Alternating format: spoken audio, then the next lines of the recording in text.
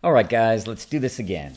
When I last left off, I had just concluded chronicling basically a once interrupted 100-game win streak and teasing that I would do some loss videos for you guys next. And so that is what this series is going to be. I'm probably going to be able to fit maybe 2 games per video in just to keep them at a relatively condensed length, no more than probably 25 to 30 minutes.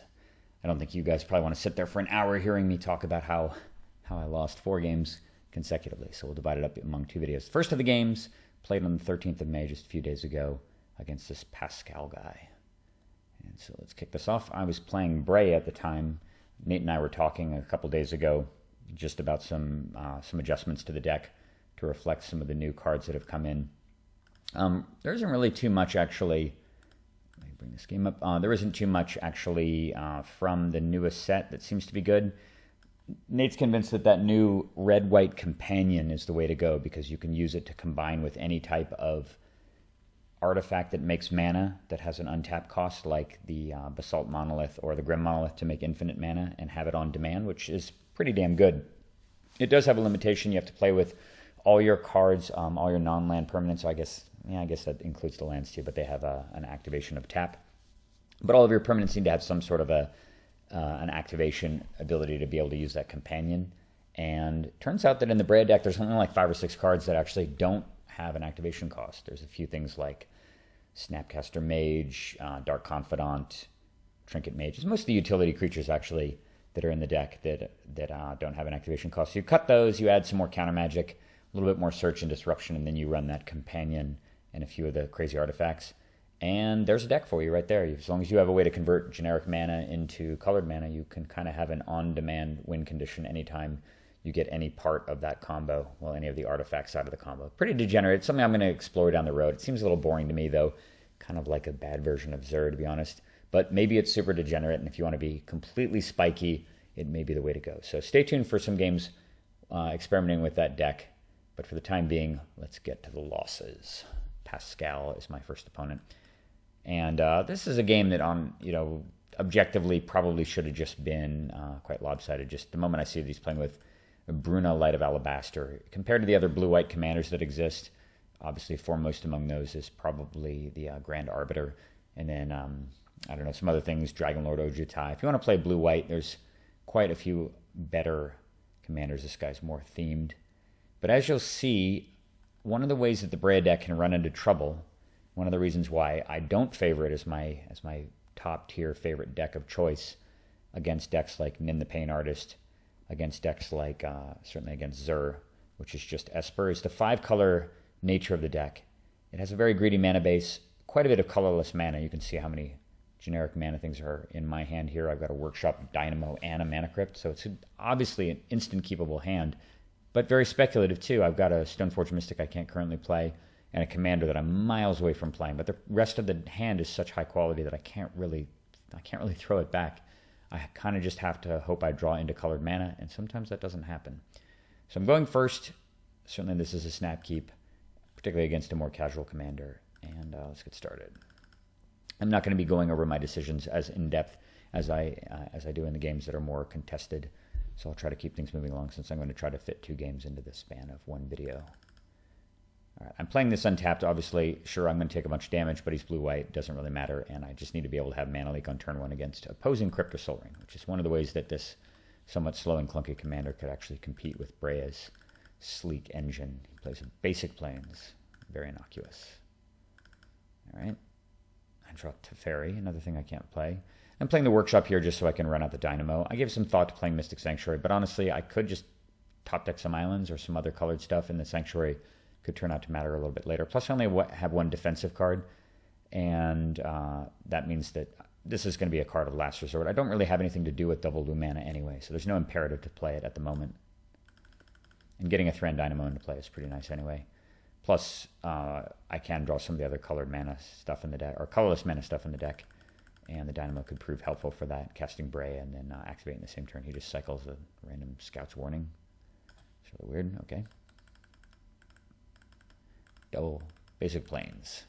So when I see my opponent lead with 2 basic land and cast Scout's Warning, I'm figuring, this is just going to be one of those annoying games where there's just a huge mismatch between power levels in the decks, and I just feel guilty the whole time and beat on him until he either concedes or I apologize while killing him with Tezzeret or something. Okay, cool. There's second blue mana source. That's pretty handy, I suppose. And I decide I'm just going to hold the Mystic Sanctuary a little bit longer.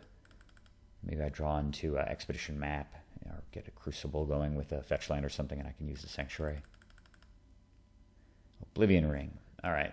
So, interesting crossroads here. This play that I make here kind of violates some of the maxims that I tend to hold, which is that if you're down to one defensive card and the rest of your hand is useless, you kind of need to clutch that counterspell for dear life in case something terrible might happen. And sure, what does he kill with Oblivion Ring? It's obviously one of these two cards. He probably kills Thran Dynamo, and sure, that sucks, but honestly, the Dynamo's not doing anything for me. I can kill Oblivion Ring later on. Teferi can bounce it. It's not really that dangerous, and this Mana Leak is my only defensive card, and I feel like this was a terrible mistake on this turn. I basically saw Oblivion Ring, saw 3 basic planes, figured, you know what? Even this thing doesn't even really get it back. He doesn't even have blue mana. He's got a 6 mana commander. I have nothing to worry about. I'm certainly going to draw out of this. I'm going to counterspell this and just keep the Thran Dynamo in play. This is a terrible play, guys. Don't ever make this play. When your only interactive card is in your hand and your opponent casts something you can ignore, just ignore it. Don't be me. Yeah. So it goes back to my turn because I'm just figuring I could draw my way out of this, right? I usually do. All I need is just to draw a fetch land or command tower, and then we're off to the races. I can even bounce my Mana Crypt with Teferi and draw cards. Plenty of things to do. I draw more colorless mana. All right. Well, now I'm going to play the Mystic Sanctuary just because I don't see more islands in my future, and I'm just holding the Mana Vault for now in case I draw Forbid or something. All right, he's drawn blue. A Johnny Goldmane. Well, normally I wouldn't care about this card at all. However, I have absolutely zero pressure, and it can make a ridiculously gigantic avatar in just 2 turns. I really wish I had Mana Leak. Oops. All right, come on. Divining Top. All right, at last, a way to draw cards or look into my deck. Surely there will be answers on top. No pun intended. I play the top. I'm going to use it with the Crypt. Come on. And I get Copy Artifact. Totally useless, basically. Swords of Plowshares. Uncastable, the 3rd white spell. And a Talisman of Creativity, which gives me red, but it does not give me white. So frustrating. The swords is really important to have, though. If I can get to white before this thing ultimates, at least I do have a way of killing the flyer and not losing the game. So I'm just going to draw and play the Talisman of Creativity while he's tapped out. And then that way, at least maybe next turn, I can play the top again, hit white mana in the top 3, and then cast my Breya and not have to deal with the Johnny Goldmane. That's certainly how it's going to work out, right? Gains life. He can already make the 6/6 or the 44/44 next turn. And then he plays a card that I have faced a few times, and every time I've played against this goddamn thing, it's been a nightmare to deal with. Perplexing Chimera. So weird, so innocuous, 3/3, but allows you to swap control of the Chimera for anything that your opponent plays.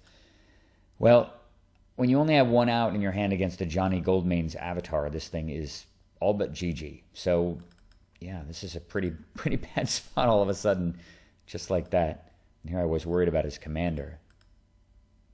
Okay. I lost the flip. That's kind of bad, but not the end of the world. All right, top's coming back. Please let me draw something that makes white mana. So I play the top. I'm leading with Mana Vault here. I have no idea about Pascal's play level. So my hope is that he'll just steal the Mana Vault. Like maybe he decides he needs the mana to cast his commander or something, and that he'll just trade the Perplexing Chimera for the Mana Vault, and I will be okay. I'll have free reign to cast the Divining Top, but he does not take the bait. Maybe he'll counter this. And if he does counter it, well, I'm not dead, but it's going to be pretty hard to win, because if he takes the Divining Top, I know what the next card on top of my deck is. It's Copy Artifact. That means that I have no outs against the flyer, and I just lose. So I got to just hope he thinks I've got a follow-up and he doesn't trade. And it comes down. Oh, sigh of relief. Okay, come on, deck. Give me some white mana.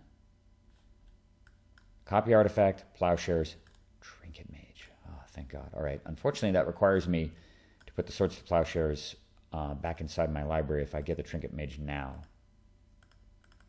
So with that in mind, I decide, you know what?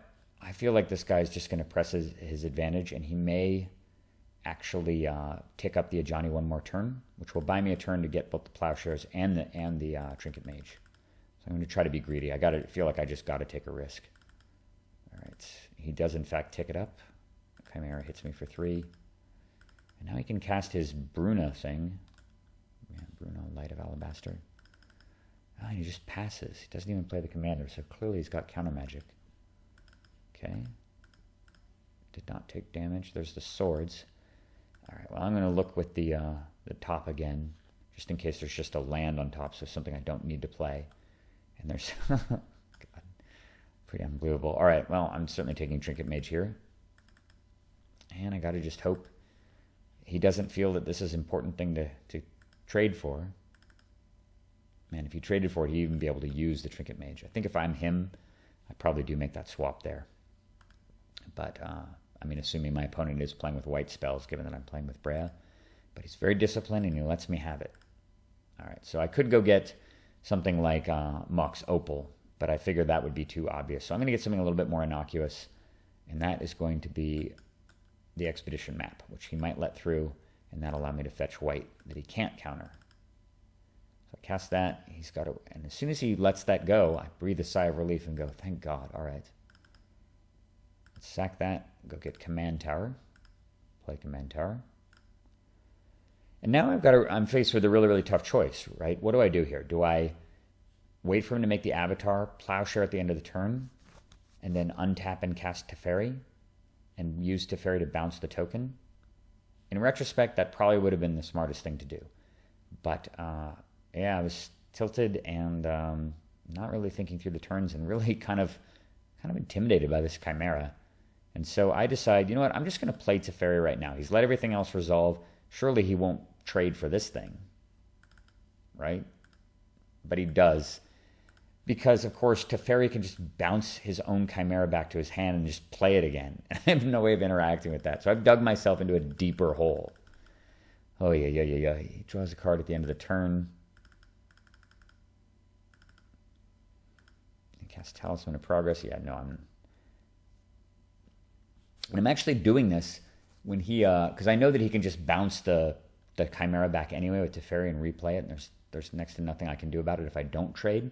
So I'm actually going to take this opportunity to steal white mana from him in the form of the Talisman. That actually gives me the ability to play 2 white spells. I can play Breya and a Swords to Plowshares.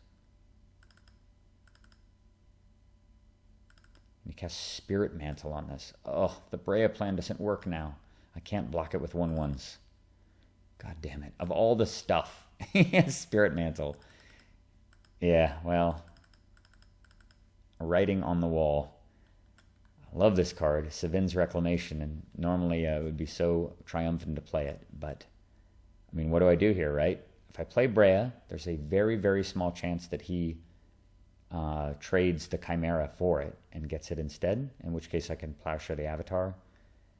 But, yeah, that seems unlikely to me. Wait a minute, what am I saying? What happened here? Oh, that's right. Yeah, I just realized I skipped over it. When I traded the Chimera for the Talisman, he used Teferi to return the Talisman to his hand. That's why I don't have double white. So I guess it didn't matter. I didn't even have the opportunity to play Breya here. There really just wasn't much I could do. So I'm going to just Plowshare the Avatar and hope he forgets what Chimera does, since I can't do it at instant speed, given the fact he's got my Teferi in play. And, yeah, as soon as he makes the swap here, I just concede the game. And that is it. A loss to Pascal, a loss to Bruna. Kudos to him. He beat a very, very tough deck. Breya is one of those decks that can just demolish opponent after opponent after opponent, and he pulled it off. Won, and, yeah, played pretty well, too. The Chimera really did some work. I was obviously not aided by not having white, but that's the risk you take with a 4-color deck. And that's how you can lose with Breya, and why it's not one of my not my top tier favorite deck, although it's very interesting and fun to play. So, loss number 1. Let's go get to another one. Let's see here. How do I turn this replay off? So I'll close that. And there's that loss to Pascal. I won a bit. And then I played against this guy, Justin Zarzicki, who I have played before.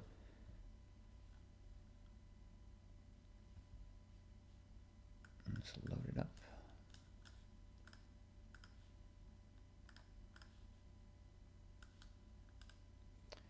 Forgive the stretching of the windows. I just need to get everything to line up. Okay.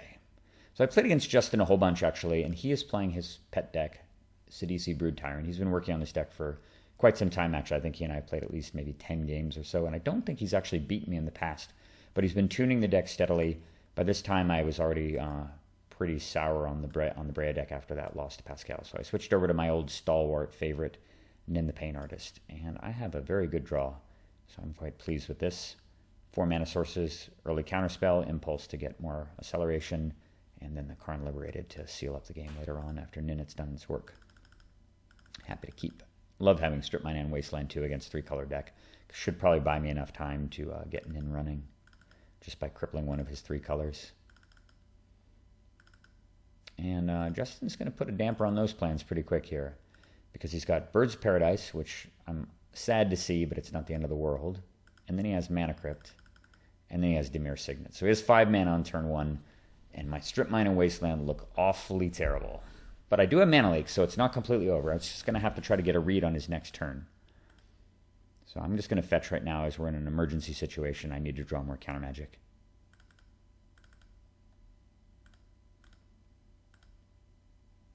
Trophy Mage. Often happy to see that. Not now. Although it does provide me with a long-term solution to Sidisi if I'm able to get a 3rd island and fetch Shackles with it. Although in this situation, I think I probably wouldn't be doing that. I'd probably be looking to get something like Coalition Relic or the Worn Power Stone in order to get Karn Liberated online. Okay, let's see what happens here.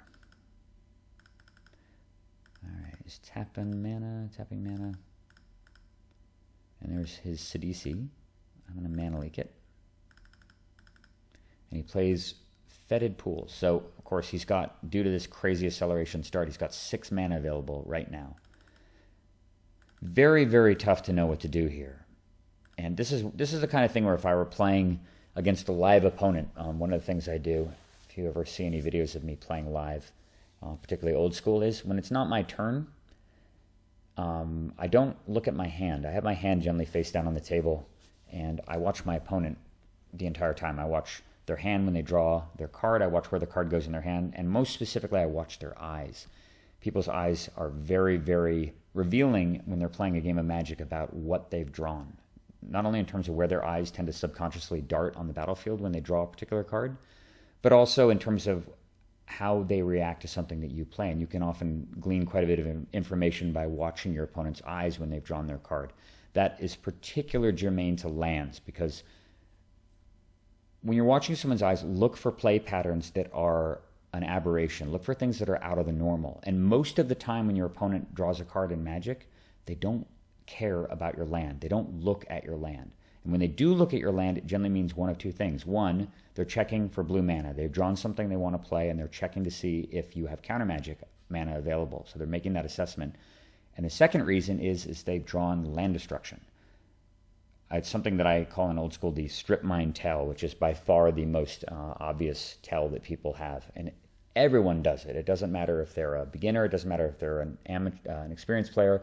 And it doesn't honestly matter if they're a Hall of Famer. I played against Eric Froelich at the old school championships at Vegas last year and saw him do the strip mine tell against me multiple times. And being able to figure out that your opponent has drawn a strip mine or has land destruction in their hand is really, really useful information, because it can give you just a hint about what order to play your lands in, how likely they are to have extra mana in their hand. There's just so many other factors involved in it, and it's just one of many things that you can actually determine.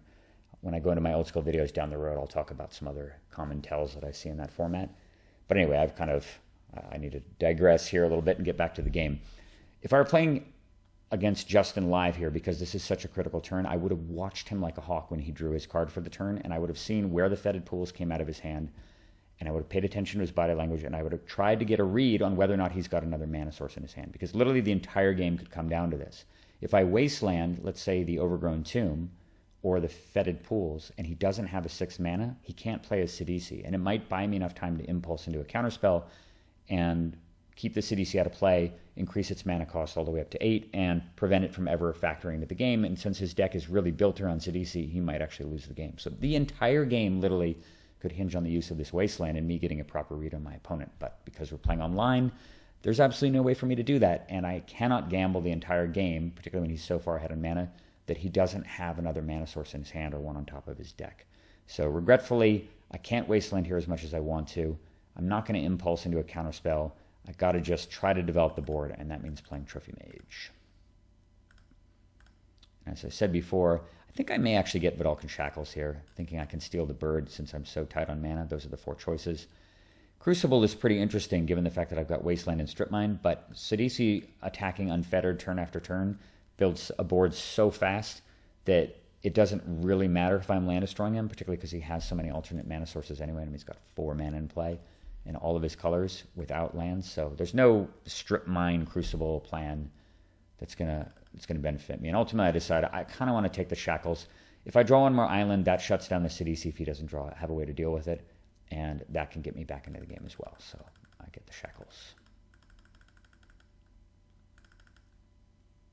And look at this.